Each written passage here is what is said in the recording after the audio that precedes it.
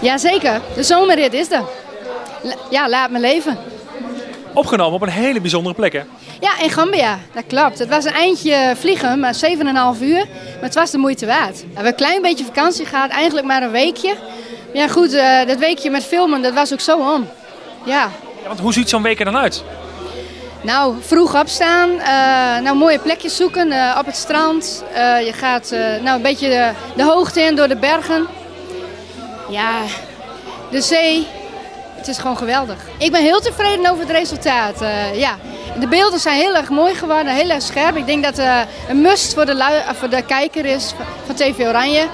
Want hij staat natuurlijk ook geregeld in de verzoekparade en daar ben ik heel blij om.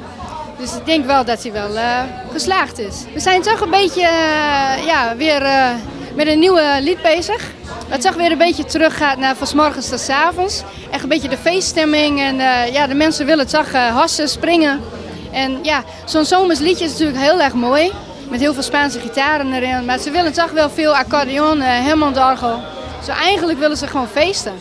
Het is dus eigenlijk achteraf letterlijk en figuurlijk een uitstapje naar Gambia geweest. Ja, zo kun je het wel zeggen, ja. Die single is eigenlijk ook al opgenomen. De clip ervan is ook al opgenomen.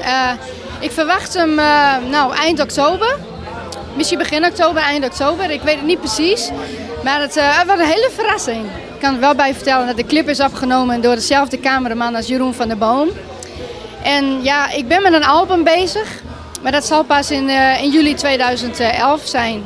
Dus we zijn wel druk bezig, maar voor de rest gewoon lekker feesten, gewoon lekker optreden en liedjes maken, gezelligheid.